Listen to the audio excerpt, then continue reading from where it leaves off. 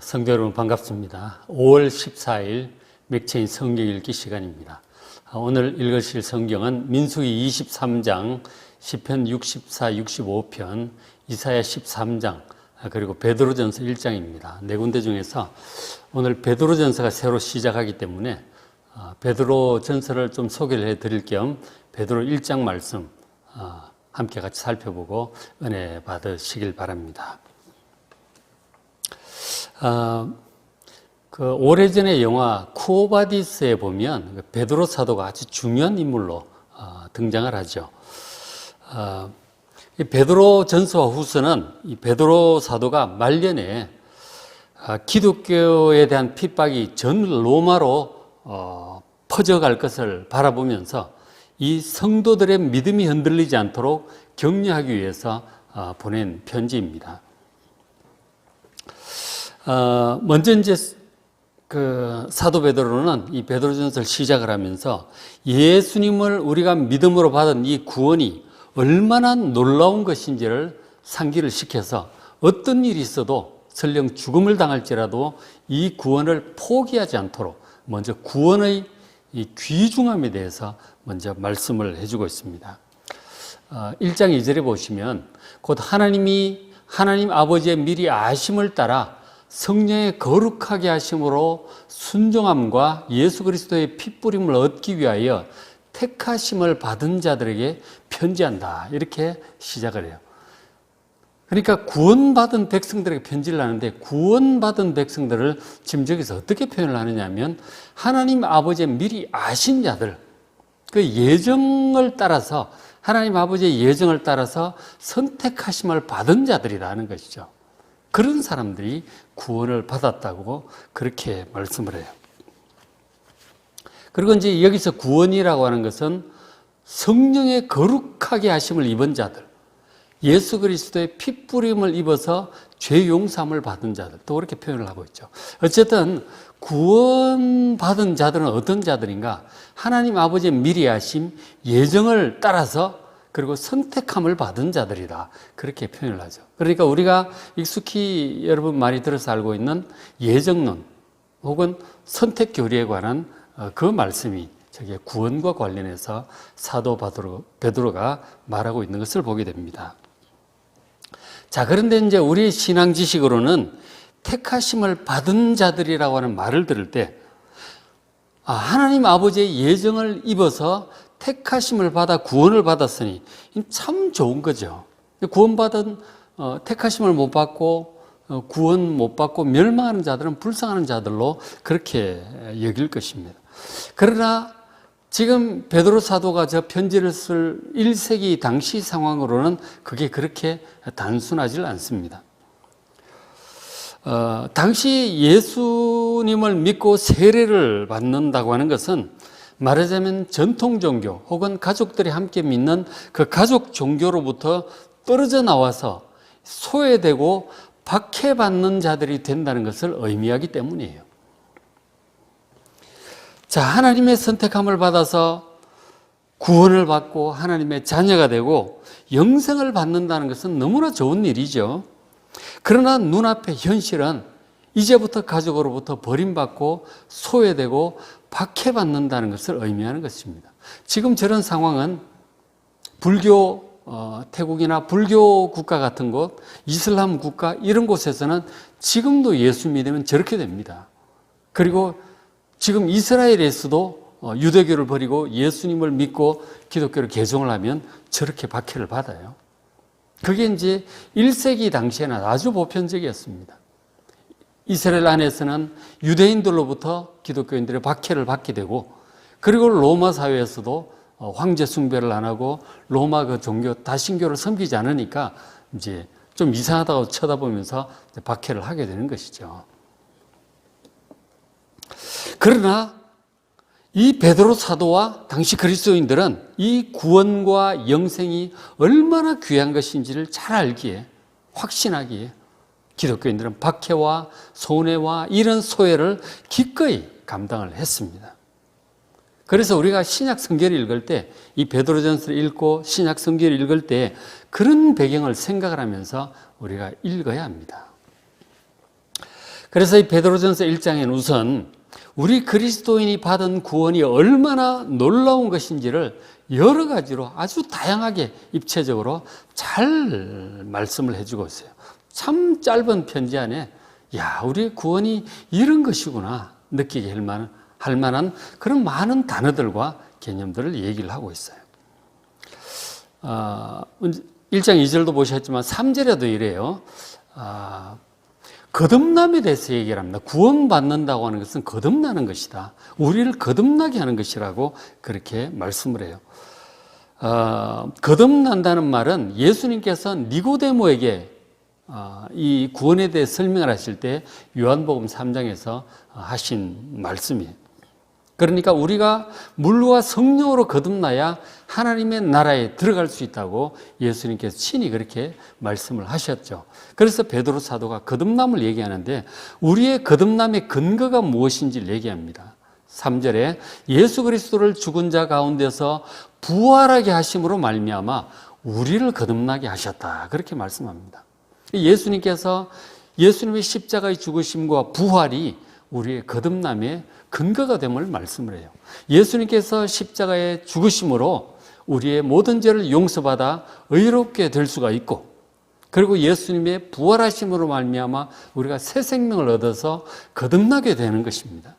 그 얘기를 하고 있는 것이죠. 그렇게 믿어야 거듭나서 하나님의 나라에 들어갈 수가 있는 것입니다. 구원을 받을 수 있는 것이죠. 그리고 또 이렇게 물과 성령의 역사로 거듭난 사람, 이 거듭난 사람은 보니까 거듭나게 하사 산 소망이 있게 하신다고 그랬죠. 3절에 산 소망을 가진 자가 되는 것입니다. 이 산 소망이 무엇이냐면 4절에 썩지 않고 더럽지 않고 쇠하지 아니하는 유업을 잊게 되는 것입니다. 썩지 않고 더럽지 않고 쇠하지 않은 기업이 뭐겠습니까? 영원한 기업이에요. 그래서 썩지 않는 것이고 쇠퇴하지 않습니다. 영원히 견고한 그 기업, 영원한 기업, 유업을 우리로 하여금 잊게 하신다. 상속받게 하시는 것입니다. 그것이 구원받은 사람들이 다 가지게 되는 산 소망이에요. 이것은 우리를 위해서 하늘에 간직되어 있습니다. 언젠가는 우리의 현실로 우리가 상속을 받게 될 것입니다. 자, 그러면 이렇게 거듭난 사람에게 약속된 이 영원한 유업이 구체적으로 무엇일까요? 자, 예수님께서 이렇게 말씀을 하셨어요. 마태복음 25장 34절에 오른쪽에 있는 양과 왼쪽에 있는 염소를 갈라놓으시고 오른쪽에 있는 양들에게 하신 말씀이죠. 그때 임금이 그 오른편에 있는 자들에게 이르시되 내 아버지께 복받을 자들이여 나와 창세로부터 너희를 위하여 예비된 나라를 상속받으라고 말씀을 하셨어요. 그러니까 이 창세로부터 오래전부터 처음부터 우리 하나님의 자녀들을 위해서 이 택하신 백성들이 있죠. 그들을 위하여 예비된 나라가 있는 것입니다. 영원한 나라가 있는 거예요. 그 나라를 상속받으라고 말씀하셨습니다. 그것이 바로 이 영원한 유업을 잇는 장면이죠. 그래서 이제 저것이 또 무엇인지 요한계시록 이제 마지막 성경 결론이죠. 구원 모든 환난과 예수님의 재림과 그것이 다 그리고 새하늘과 새 땅이 임한 후에 마지막으로 저렇게 된다는 말씀이에요. 22장 5절에 다시는 밤이 없겠고 등불과 햇빛이 쓸데없으니 이는 주 하나님이 그들에게 비치십니다. 그곳에서는 새하늘과 새 땅에서는 더 이상 해도 필요 없어요. 왜? 주님이 친히 우리의 빛이 되시기 때문에. 그리고 그곳에서 우리는 무엇을 하며 사는가?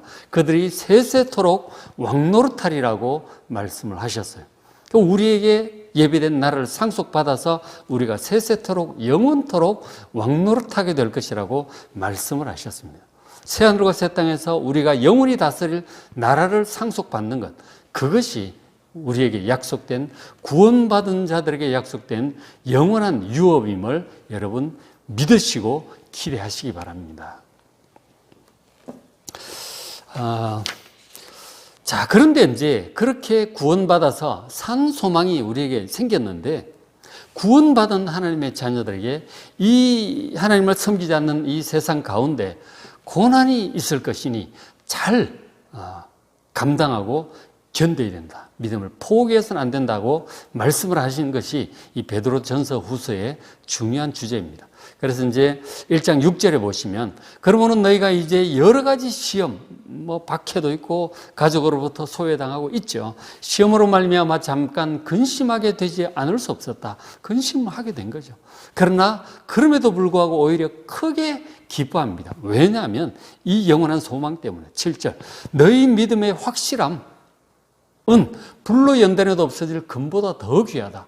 이 믿음, 우리의 예수님에 대한 믿음, 영원한 소망에 대한 믿음, 이 믿음이 확실한 사람은 이 금보다도 귀한 것을 가진 사람이라고 말씀을 합니다.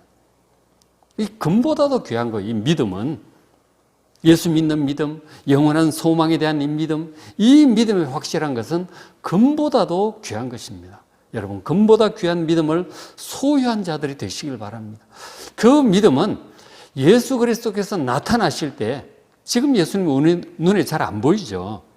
특별히 환상 중이나 기도 중이나 잠깐 볼 수 있을지 모르겠지만 안 보입니다. 하나님은 우편에 올라가 계세요. 자, 그 예수 그리스도께서 이제 눈에 보이게 나타나실 때가 올 것입니다. 바로 예수님께서 다시 오시는 날, 재림하시는 날이죠. 자, 그때에 우리가 이 믿음을 끝까지 확실하게 견고하게 지킨 사람은 칭찬과 영광과 존귀를 얻게 될 것을 믿습니다.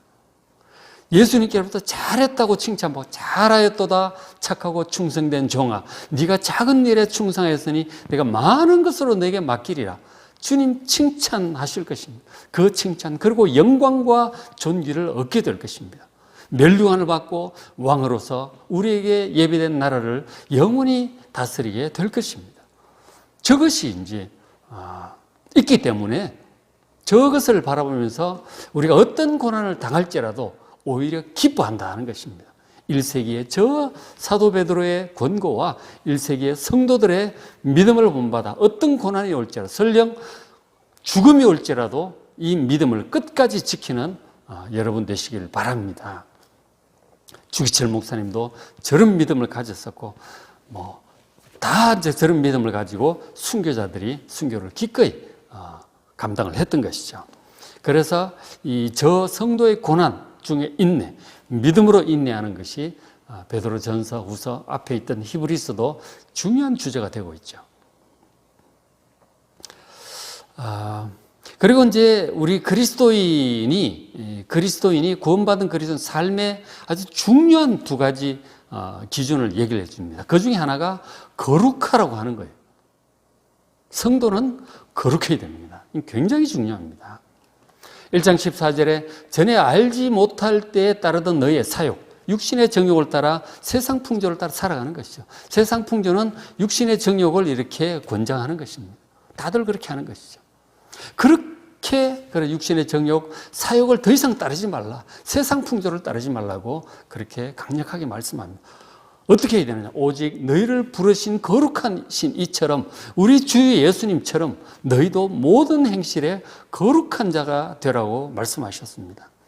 우리가 레위기의 주제가 거룩이라고 제가 소개를 해드렸는데 그 앞에 강의 중에 레위기 소개 말씀을 다시 한번 보시길 바랍니다. 이 하나님의 백성은 아버지 하나님처럼 거룩해야 되는 것입니다. 이것이 굉장히 중요해요. 구별된 백성, 믿지 않는 자들, 구원받지 못한 자들과 확실히 구별이 되어야 됩니다. 하나님의 백성, 더러운 육신의 정욕, 세상 풍조를 따르지 않고 오직 하나님의 말씀을 믿고 따르고 순종하는 거룩함, 말씀을 따라 살아가는 거룩한 삶을 살아가시기 바랍니다. 거룩하지 않다면, 거룩하게 살지 않는다면 그건 제대로 구원받은 사람인지 우리가 걱정이 되는 것이죠. 제대로 구원받은 사람은 당연히 믿지 않는 자들과 확실히 구별되는 거룩한 삶을 살게 됩니다. 그리고 이제 또 중요한 테마가 사랑이죠. 사랑입니다. 1장 22절에 너희가 진리를 순종함으로 너희 영혼을 깨끗하게 되었다. 그렇게 말씀하죠. 진리는 구원의 복음입니다. 이 예수 구원의 복음을 믿고 순종함으로써 우리가 다 회개하고 죄를 용서받고 우리의 영혼이 심령이 깨끗하게 되었습니다. 그렇게 되었기 때문에 거짓없이 형제를 사랑하고 마음으로 뜨겁게 서로 사랑하라고 권면하고 있습니다. 이 사랑이 굉장히 중요합니다. 언제 또 다음에 기회가 있겠지만 예수님께서 율법사가 질문을 하실 성경 전체 중에서 어떤 말씀이 가장 중요합니까? 라고 했을 때 주님 두 가지를 말씀하셨잖아요. 하나는 마음을 다하고 뜻을 다하고 힘을 다하여 주 너희 하나님을 사랑하라고 하셔요. 하나님은 사랑, 그리고 이웃이라고 하는 것은 주변에 있는 가까운 사람들을 얘기하는 것입니다. 우리가 60억 인구를 다 사랑할 수는 없잖아요. 내가 자주 만나는 이 사람들을 사랑하라고 하는 것입니다. 구약 성경에 많은 율법의 말씀들이 있어요. 부모에게 효도하라, 살인하지 말라, 간음하지 말라, 도적질하지 말라 있고, 그 외에도 연약한 자를 돌보고 섬기고 많은 말씀들이 있지만 그 모든 말씀들 한마디로 요약하면 이웃을 사랑하라는 말씀이에요. 사랑이 굉장히 중요합니다. 우리는 힘이 있다고 연약한 자를 밟거나 무시하거나 그렇게 하지 않고 우리가 힘 닿는 한 사람들 사랑하고 섬기며 살아가는 것입니다. 이것이 그리스도인의 삶이에요.